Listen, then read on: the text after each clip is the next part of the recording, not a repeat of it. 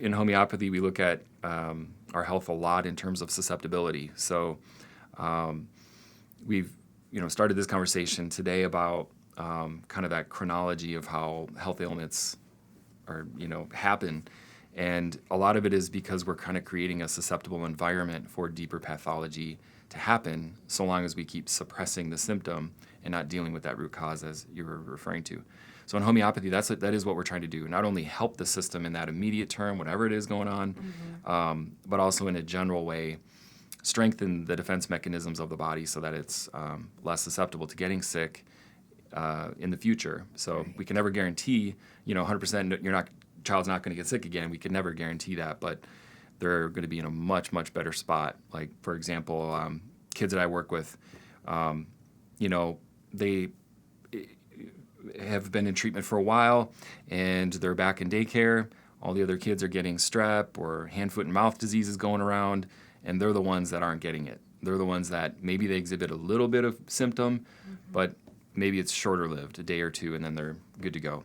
Wow. That's really kind of a bigger good effect that happens from just sort of like prolonged homeopathy use. Right.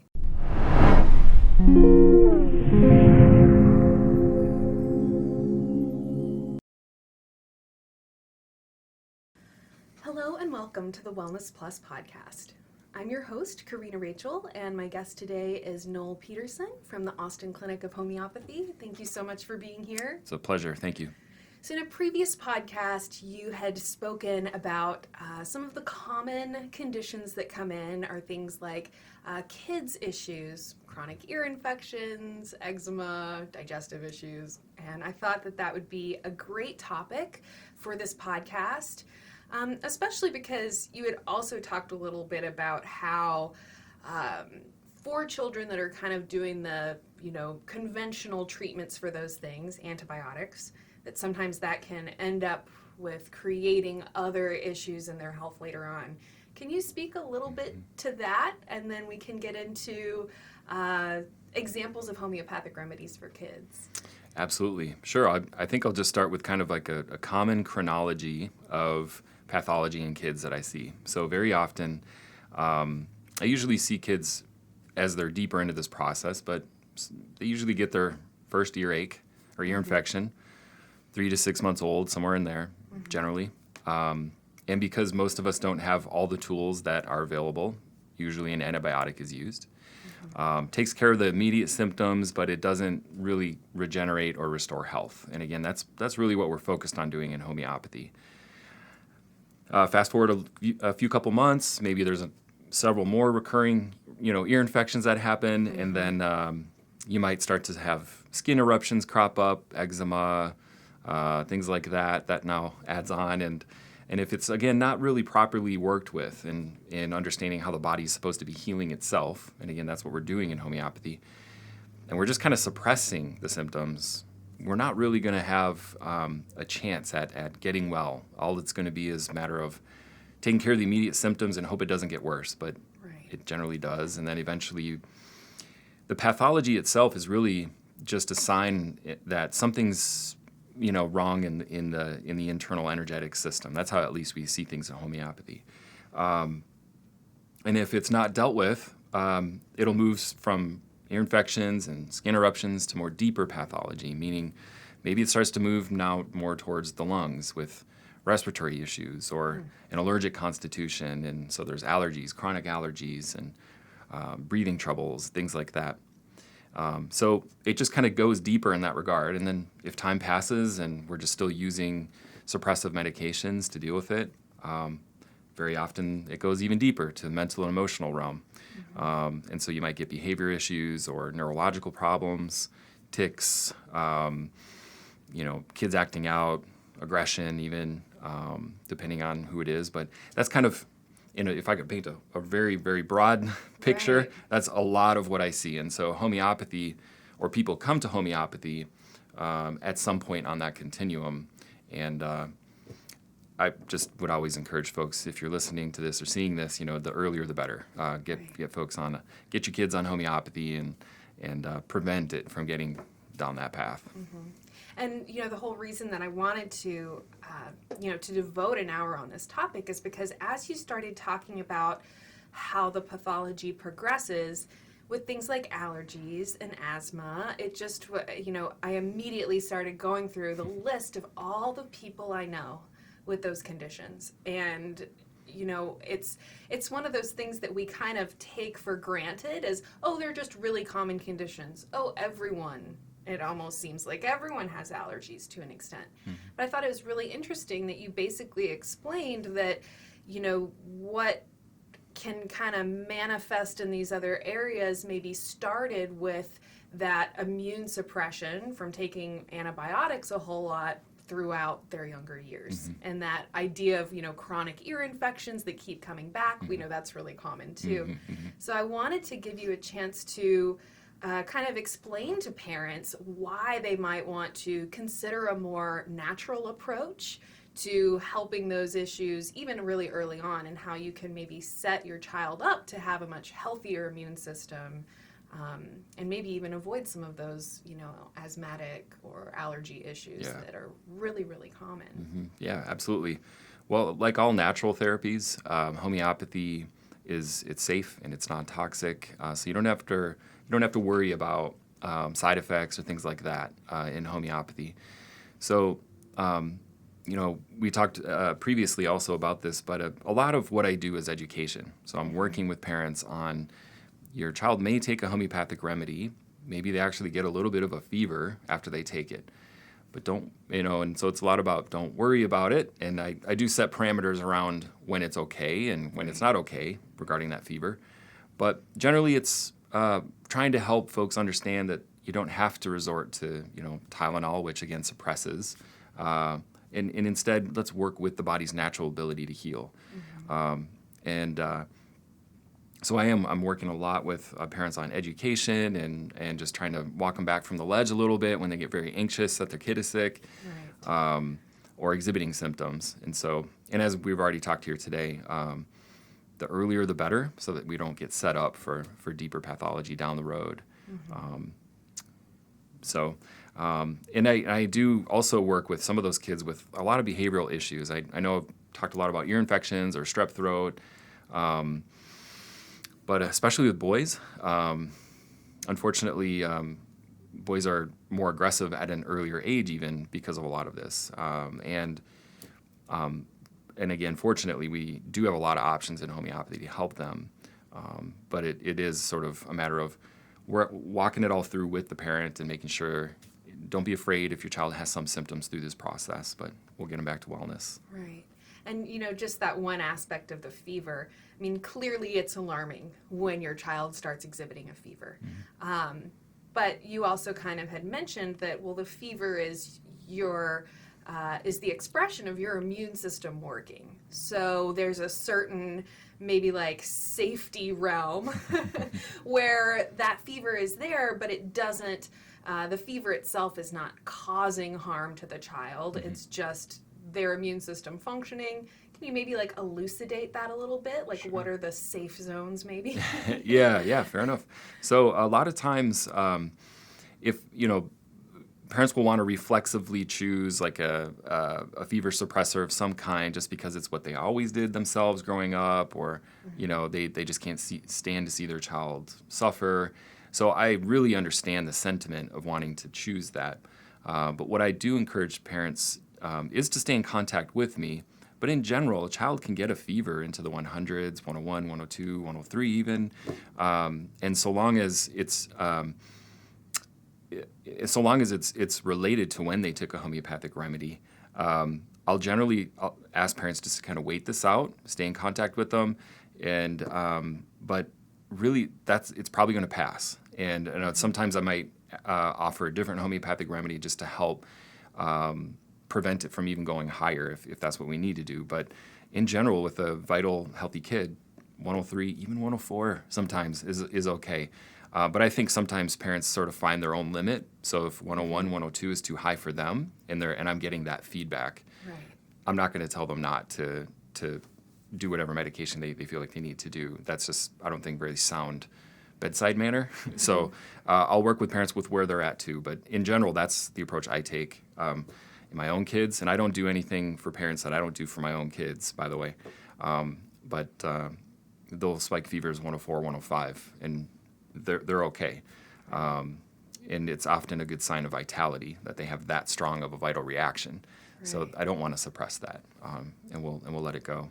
And then in terms of a duration for fever, is there a certain duration that you think is maybe like when it's, when is the point where maybe it's either gone on too long or too high that they, that you would recommend them using some kind of a fever suppressant?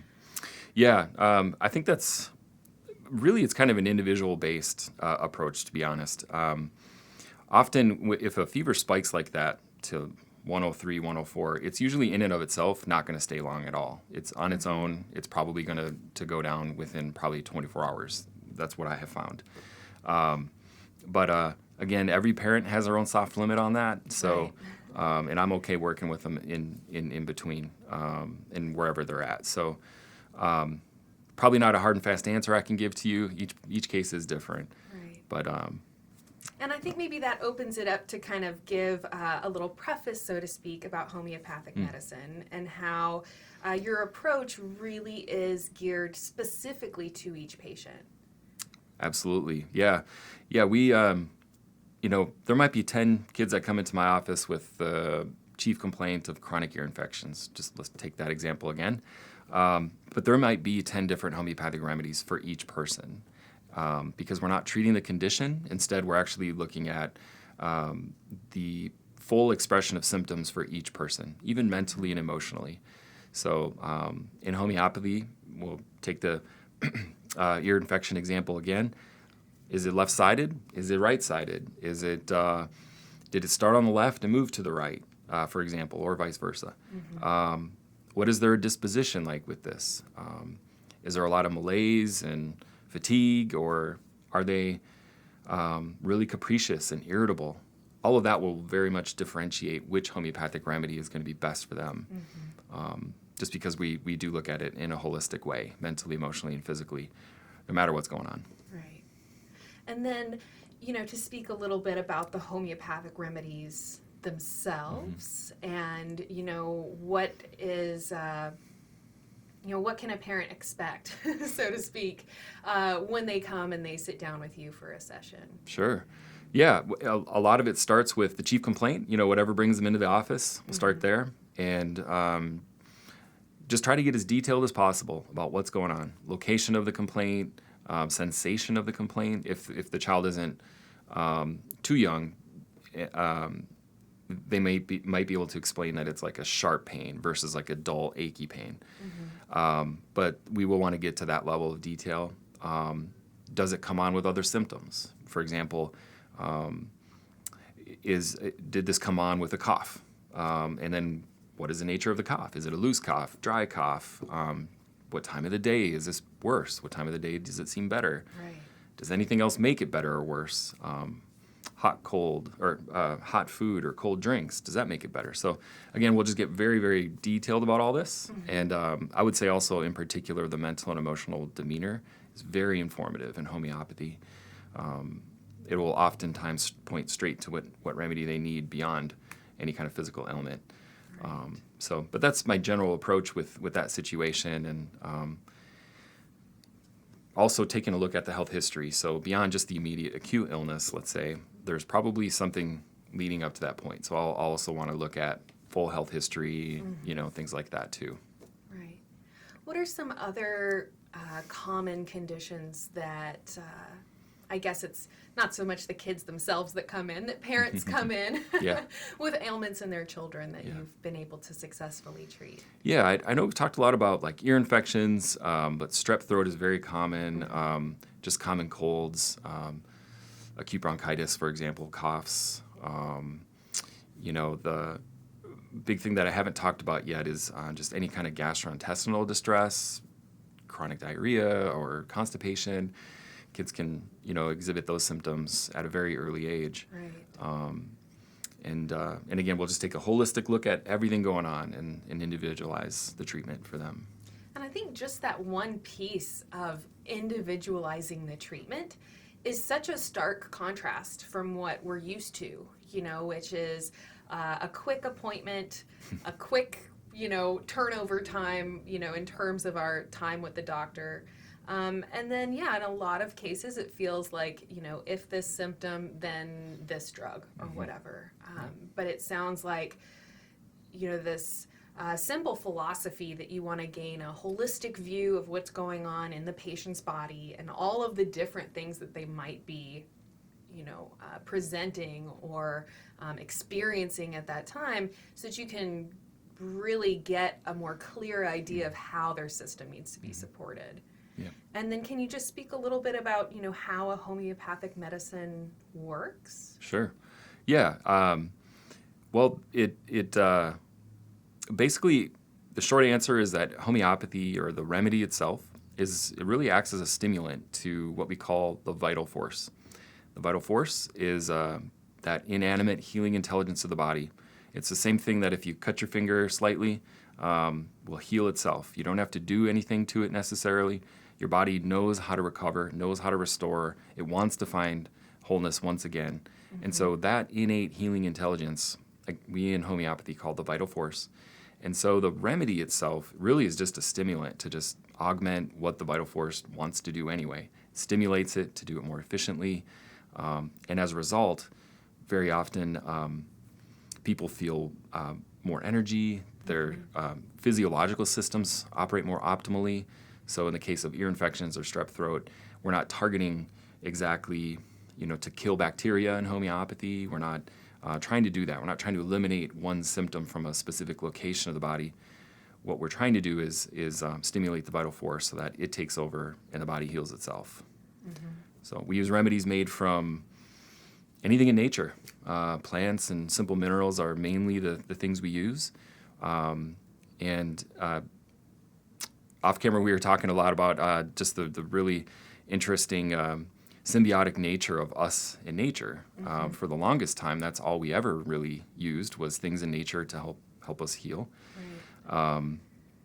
Wasn't until the 20th century where a lot of that all changed.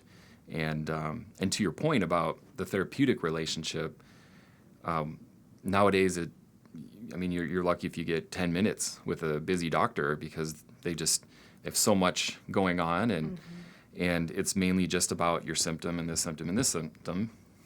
Here's your medicine and take that. And so that became the sort of way medicine got done with the quick-acting, fast-acting pharmaceuticals. Right. Whereas in homeopathy, it is because we do take that time. It is, as I mentioned, the therapeutic relationship's very integral to it. I think that is appealing for a lot of people, but then a lot of people also just want something fast. And for that reason, it's not for everybody. Homeopathy isn't. But I think more and more people are looking for that. They want, somebody they can trust and somebody they have time with. For the parents who are listening, and perhaps they themselves have encountered this recurring ear infection thing or recurring strep throat or whatever it is. And I know it's really common, especially, in young ages for kids to start coming down with these things over and over again. So I just really want to help them understand, you had talked about how homeopathic remedies, they're not going to have a negative impact. Like they're either going to help the body or they're going to have no effect at all. So just that one little piece to know that, they're not going to have ill effects. Yeah. Like worst case scenario is there's no response. They come back to you again and you maybe reassess the situation and try a different homeopathic remedy. Yeah. And that is just such a stark contrast from most of those major pharmaceuticals, which come with a laundry list of side effects. And, I know for myself, the idea of having your child on several pharmaceuticals or constantly, needing antibiotics or needing different interventions, that is just, to me, very unsettling, especially because if they're not able to speak yet, they don't have a way of expressing to you what other symptoms they might be experiencing or whatever. So just in the aspect that it's safe, at worst, you'll have no reaction to it, but you're not going to have negative responses. Just to me, I'm not a parent now, but if I were, that would definitely be something that would appeal to me, in knowing that it's, not going to be harmful. Yeah, absolutely. And I think that's part of, I think, why the choice is made to, for like an antibiotic in that situation is because it'll do something, regardless of the collateral damage that's happening. Mm-hmm.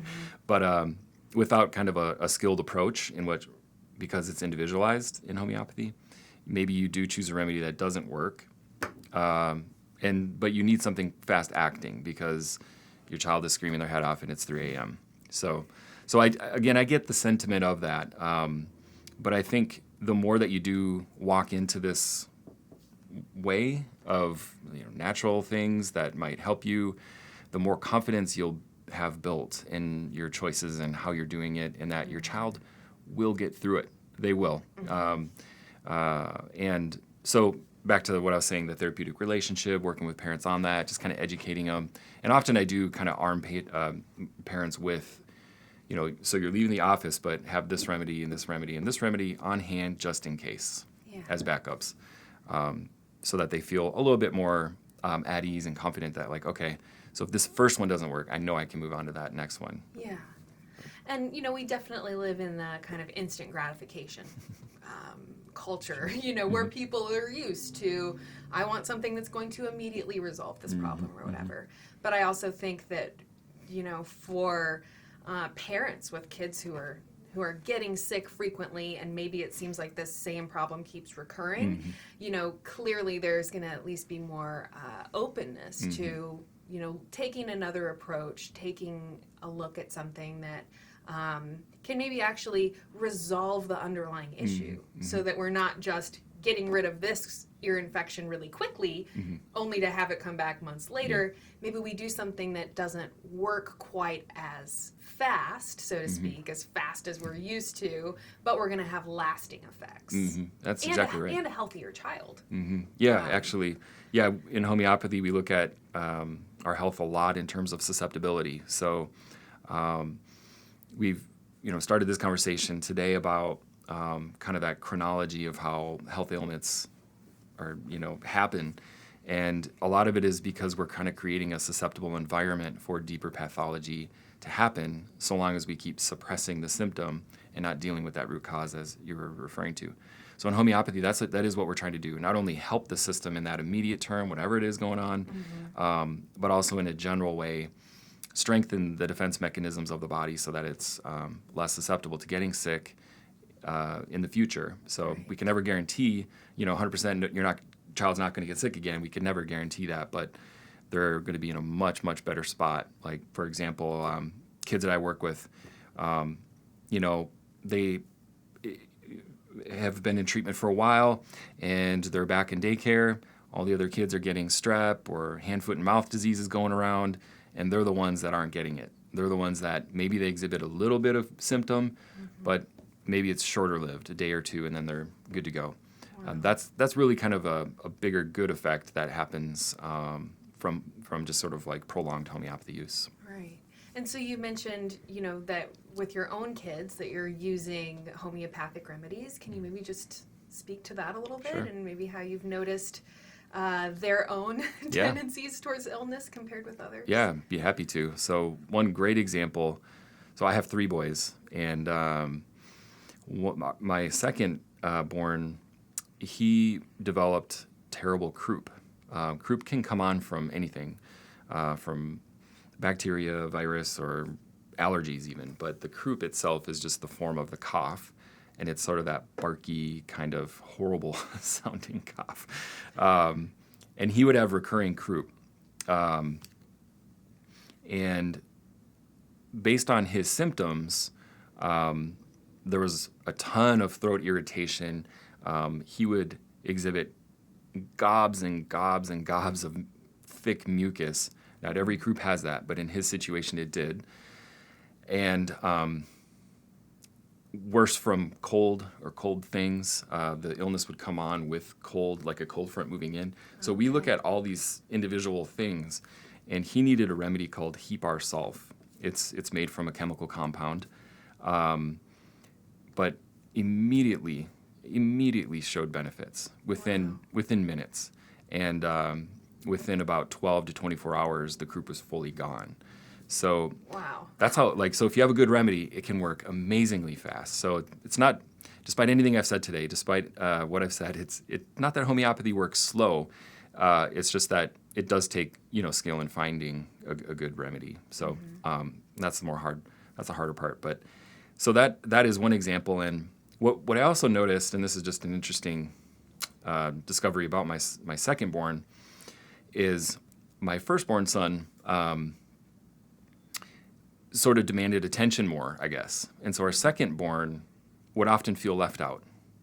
And so there was this element mentally and emotionally of requiring attention, wanting to be seen, wanting to be noticed.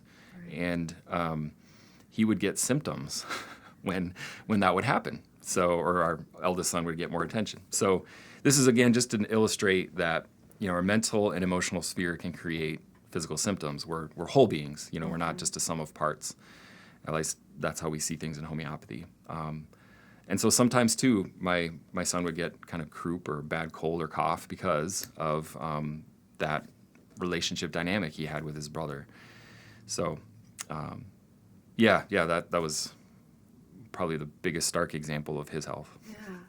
Well, and I think that, there's so many, personal experiences. We've all had that, whether it's feeling really depressed and lethargic because you're in bed sick with a cold, or feeling, I've noticed this for myself. I'll be burning the candle at both ends. I'll be noticing that I'm really stressed, and I kind of start getting that little red flag in my head that you got to slow down or whatever. And then suddenly I wake up the next day and I have a cold or whatever,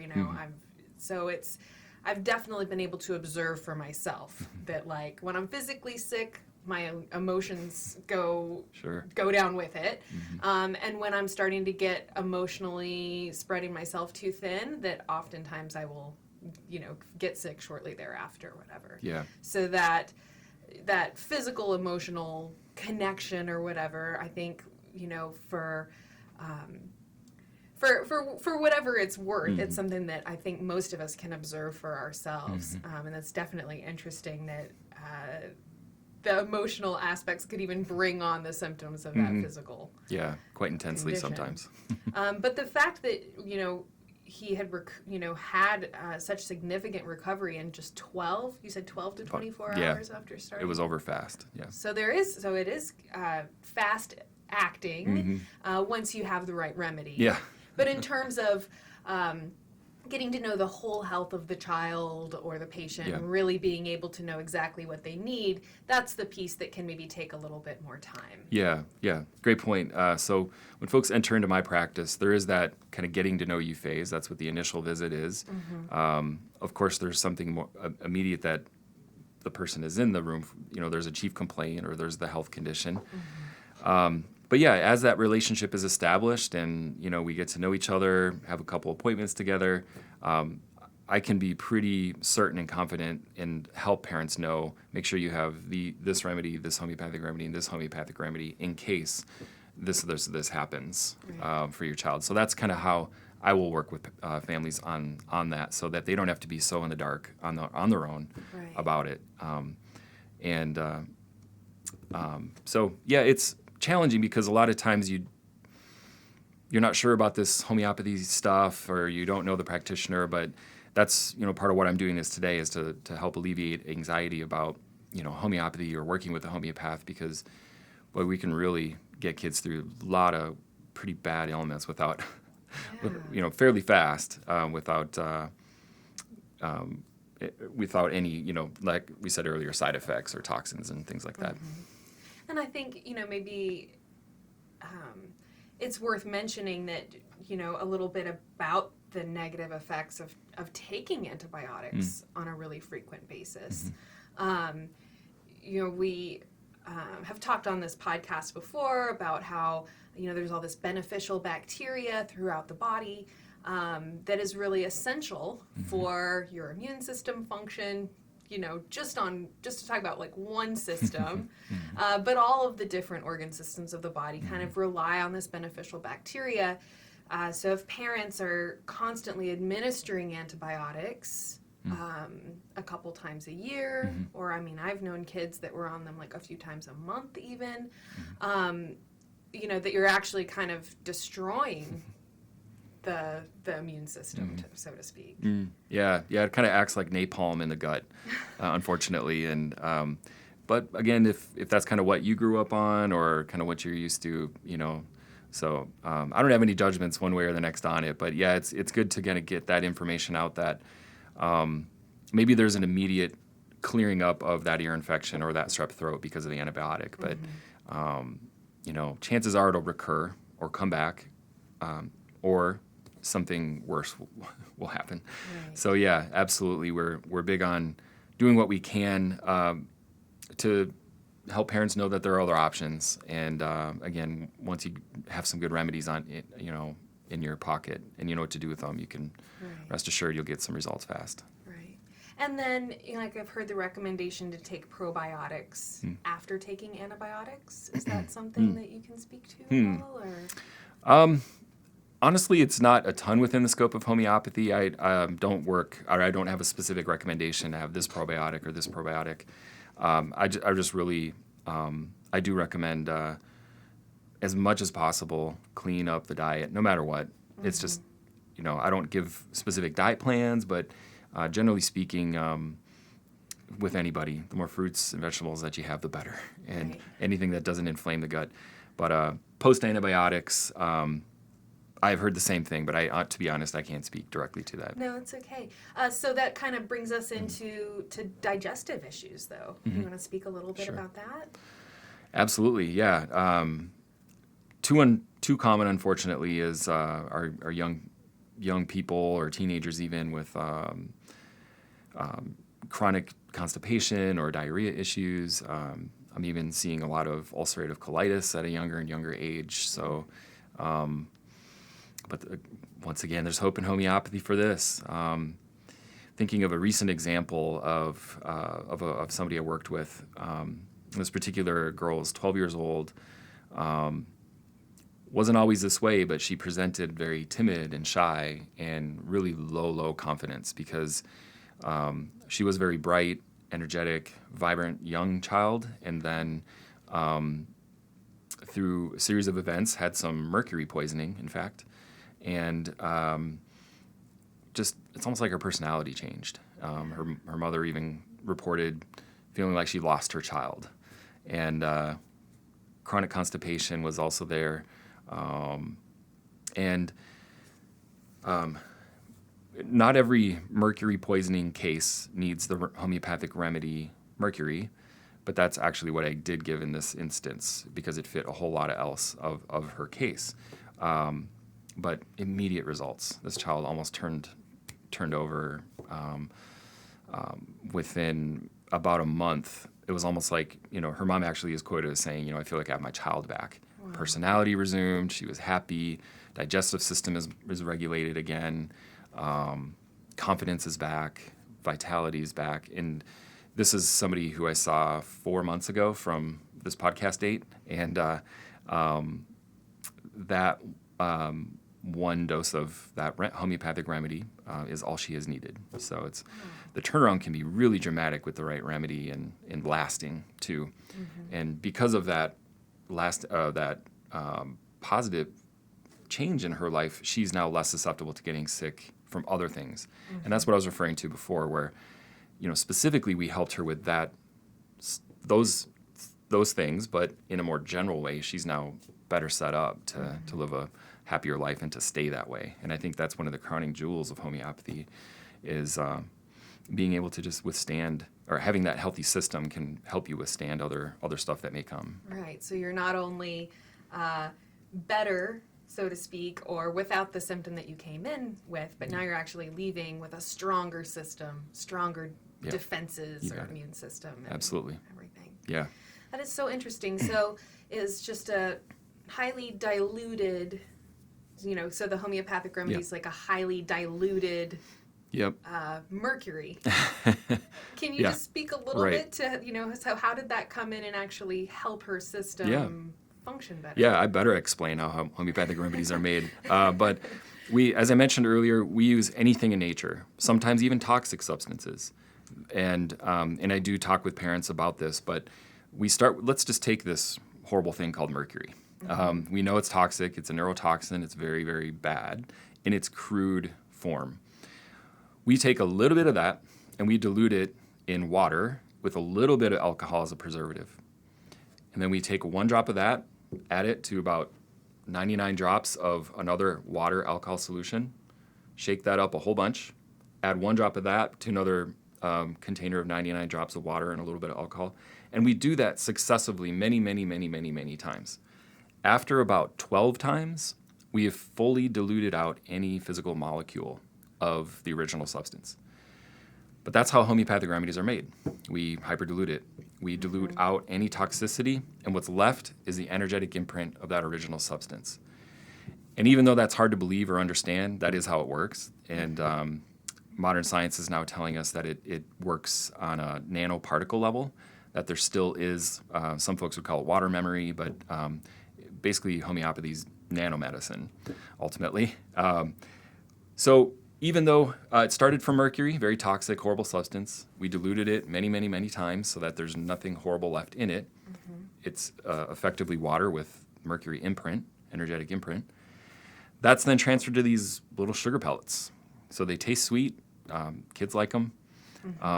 But in this example that I was referring to, she took a couple doses of it, and it stimulated her vital force to take over and heal. How exactly healing worked, like what organ did what or what biochemical pathway did what, is less relevant in homeopathy, in as much as she got her life back and symptoms improved. And as I mentioned, after 4 months, it's been actually a little over 2 or 3 months or so. She hasn't even received any more homeopathic remedy, but her body is now still healing because of that stimulation from the homeopathic remedy to her vital force. Wow, so it's almost like you're helping to feed the body's own intuition to heal. Maybe coming in and just giving it like a little cliff notes almost. Maybe, yeah. Hey, here's in the case of the mercury, here is, as you said, the energetic imprint of this thing that is causing toxicity throughout the body, and it almost maybe is just teaching the body how to detoxify that substance. Or I think in her case, it did require that. It did require some detoxification. Not every case is like that, though, but for her specifically, yes. And I think you used a very apt word in educating. It is. It's almost like the body knows how to heal. We're just kind of educating it on how to do so more efficiently, more optimally in homeopathy. So it is an education process. I almost feel like you could ask, because we are incredibly resilient beings. Our bodies are designed to detoxify. Our bodies are designed to have a really strong immune system that identifies and neutralizes, pathogens that are potentially harmful. So it almost begs the question of, what in our lifestyles or in our diets or whatever it is has made our bodies lose that intuition and those natural defenses. And maybe homeopathic medicine is in some way coming in to fill in the gap that's been created. Because there's so many of those major diseases which used to claim so many lives, and now in the modern age, many of those diseases are no longer an issue, but it's also opened us up to all of these other conditions which have become really, really common. So it's an interesting conundrum, I guess, to kind of ask, what is missing in our bodies that has now, prevented them from, being able to defend themselves? Yeah, it's a big question, a big statement too. It's kind of the nature of disease itself. How do things exist? Why do they exist? Why do we have the diseases we have now, and that and not the ones we had 100 years ago? Boy, there's probably a lot to say about that, but I think probably the biggest point I could make is, despite advances in modern medicine and in pharmaceuticals and such, I still think it's important to have a relationship with nature. That in homeopathy, we do, as I mentioned, derive our remedies from things in nature. It could be anything in nature. And I think there is a calling, I think, that our body does call for something like that to help aid us in our wholeness and wellness pursuit. Pharmaceuticals, for all their benefits, don't do that. They're, derived in a lab, and despite changes people feel in their life from them, that's all fine and good. But I think to help kind of add to what you're saying, I think we still need a relationship with nature and substances in nature and to be in nature. And I think, our health is restored that way. Definitely agree. What are some other common, childhood conditions that you've been able to help with homeopathics? Yeah, I guess I've touched on maybe some of the more behavioral issues. I've talked a little bit about ear infections and strep throat and coughs and colds, GI distress. So I guess one of the things that when I first started my practice, I think it found me. I wasn't trying to find this, but a lot of people came to me for help with their children who were having pervasive developmental delays, Asperger's, autism, things like that. I was new in homeopathy, and I was sort of confronted with this looming problem in our culture with a lot of kids suddenly and rapidly being diagnosed with these things.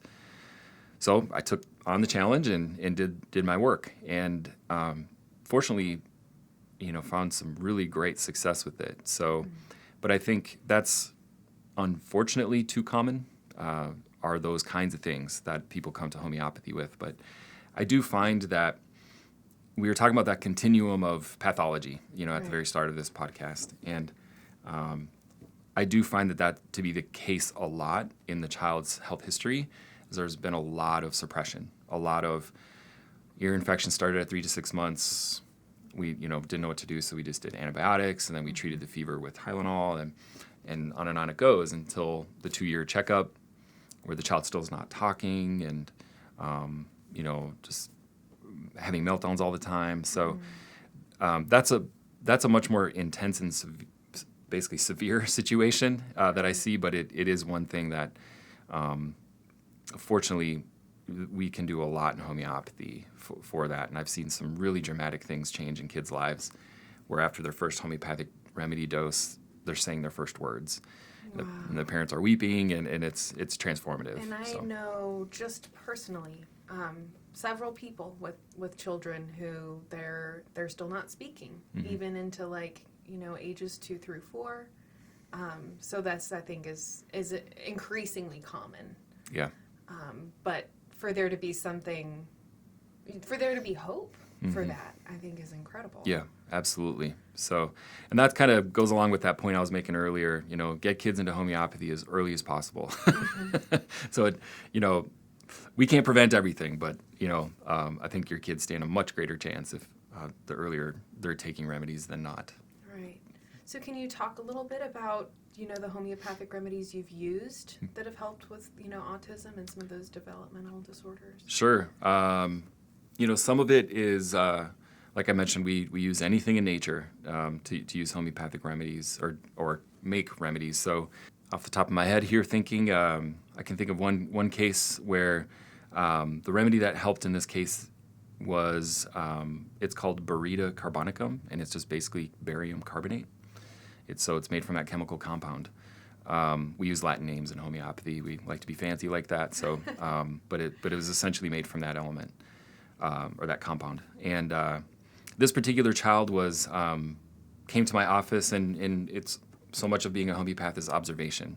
I'm an objective observer, and I just try to take in as much information as I can to get as holistic look as I can at the person.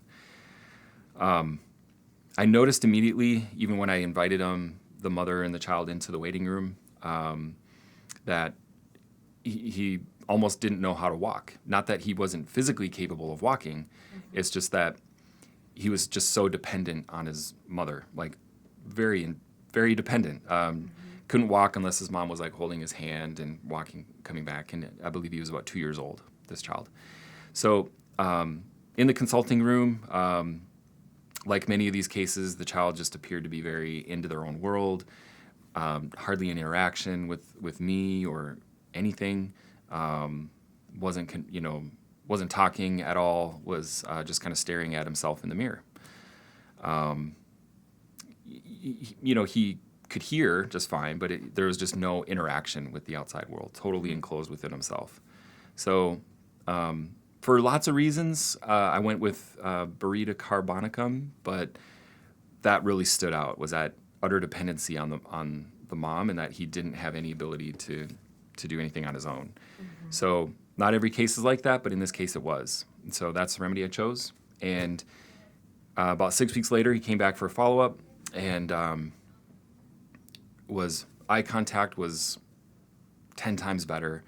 Hadn't formed words yet, but had discovered toys, was playing with toys, interacted with me much more, was, looking at me and, again, not using words, but kind of signaling or pointing to things that he wanted me to look at. So, again, just much more engaged with his world. And just communicating, even non-verbally. Yep. And so that's been kind of an ongoing case, but that is one example of the immediate term, what can happen, and then there's just kind of ongoing follow-up. Again, these are much more severe and intense cases. Right. Not everything's like this, but in those instances, yes, much more longer-term follow-up is required. Interesting. Yeah. Wow. God, that is freaking fascinating. Sorry, I'm just like, whoa. Oh, really? That's good. Well, because, you just think of conditions like that as like, there is no remedy.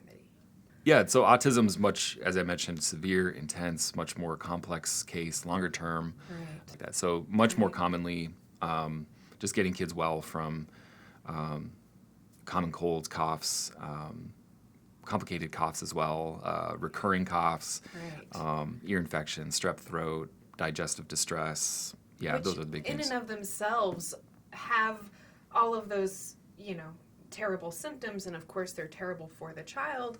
But then it creates so much stress and, probably anger and frustration. And, now the relationship between the child and the parent has this additional stress on it.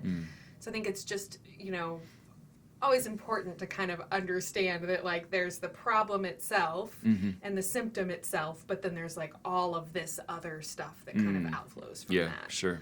I think one of the other things you had mentioned previously was eczema, which you can imagine for a child would just be, it's bad enough for an adult, but at least as an adult you have an understanding of what it is or why, but you can imagine for a child a condition like that would just miserable, cause them so much distress. Yeah.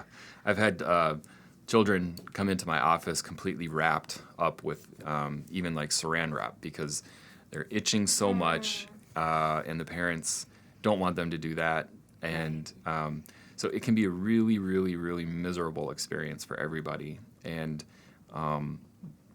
again, I feel like it's a recurring thing, but I've really helped a lot of kids with eczema. There's sometimes a process of a lot of steroid use being used to suppress it, out of just trying to find some relief, which I get. So there is a bit of a process of kind of weaning back from that. The more that the remedy is helping the system get restored. But one example, young girl, 3 years old and probably developed eczema around 12 to 18 months old, and dry, flaky, itching all the time, itching in her sleep, could hardly get adequate sleep, just seemed irritated. Understandably. And I don't know, after working with her and understanding her whole case, she received a remedy called sepia, and sepia is derived from the ink of a female cuttlefish. So we use, as I mentioned, anything in nature, and that's actually the remedy. Very, very, very helpful remedy for lots and lots of things, sepia is.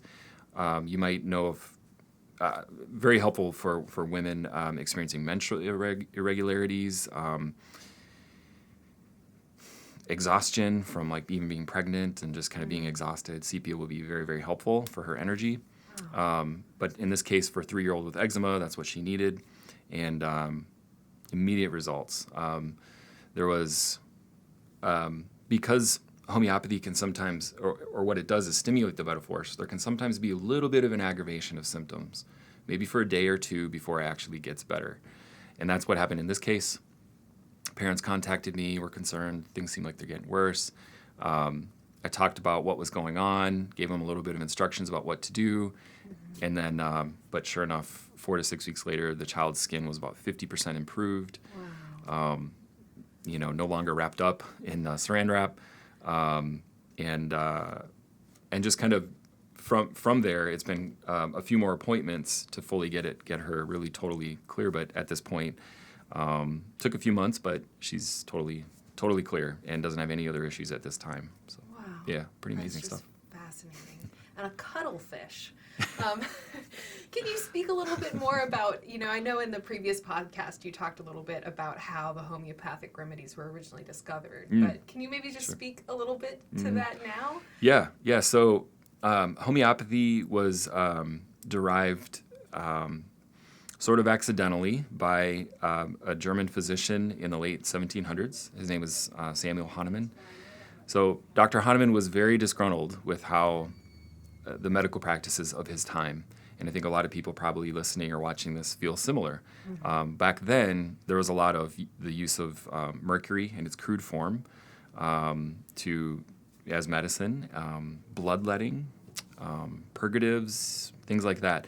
And he just thought, this is too crass. There's got to be a better way. Right. So at the time, he was still a practicing physician, and malaria was rampant in his region, and quinine was used to treat malaria. Quinine is actually made from the bark of a tree. So he thought, though, well, this natural substance, I don't have malaria, but what if I take it? What happens then?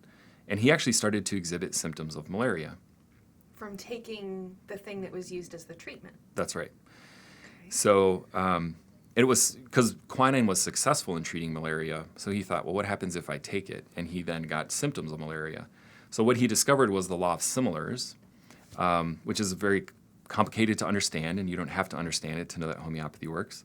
But that's how he discovered it. And he thought, well, what if I take this substance, like sulfur, for example, and I don't have a problem, but I'm going to take sulfur and just write down my symptoms. Well, he started to exhibit skin eruptions that were kind of oozing yellow funk. He started to develop gastrointestinal distress and diarrhea, occurring usually around 10 a.m., 10 to noon. He experienced a lot of other symptoms. Well, what he discovered was those are the symptoms that it'll cure in somebody naturally occurring from those same symptoms. Wow. So that's how homeopathy was discovered. Homeo means similar, pathology.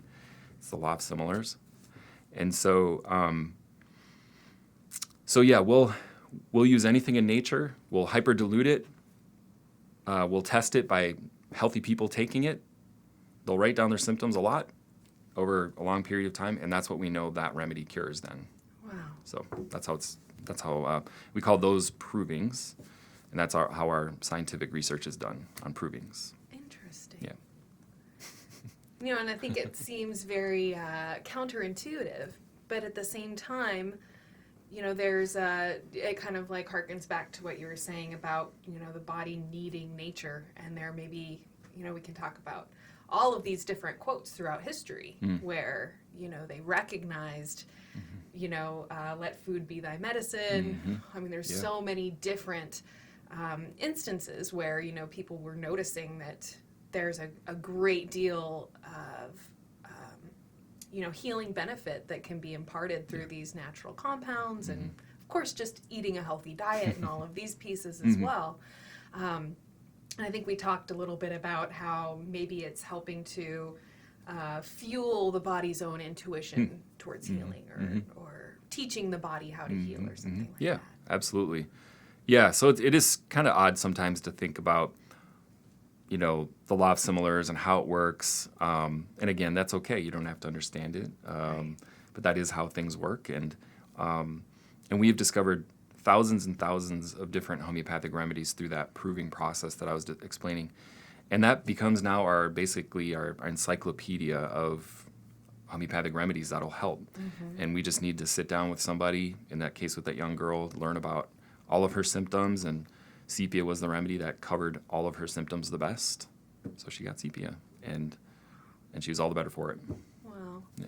And certainly for, anyone, whether it's a health condition that we have ourselves or it's our kids that are experiencing them, if something works, then you don't really, what else do you need? If it helps the situation, then I think that is, I say this a lot, the proof is in the pudding, and I think people are getting to the point now, where if you're not getting the answers from, the approaches you've tried or whatever pharmaceuticals or, kind of the mainstream approach has given you, people are looking more to those alternatives.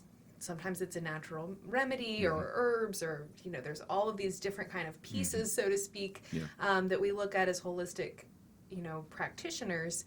So I think this is definitely something that just for the pure fact that this is something you can try without negative effects, like worst case scenario is you may need to try a different remedy. Yep. That alone, to me is, I think, important, because so many of the medications that are recommended now have just so many negative side effects. It's kind of scary. Absolutely. Couldn't agree more. That's why I do what I do. Definitely. Well, I want to thank you so much for sharing your time with us today. You're welcome. And look forward to having you on the program again. Thank you very much. I want to thank all of you for listening. Remember, you can find video versions of these podcasts on wellnessplus.tv. And if you'd like to learn more about Noel, you can visit him at austinclinicofhomeopathy.com. I want to thank you all for listening, and I hope you have a wonderful rest of your day. The Wellness Plus Podcast. Copyright 2018. Target Public Media, LLC. All rights reserved.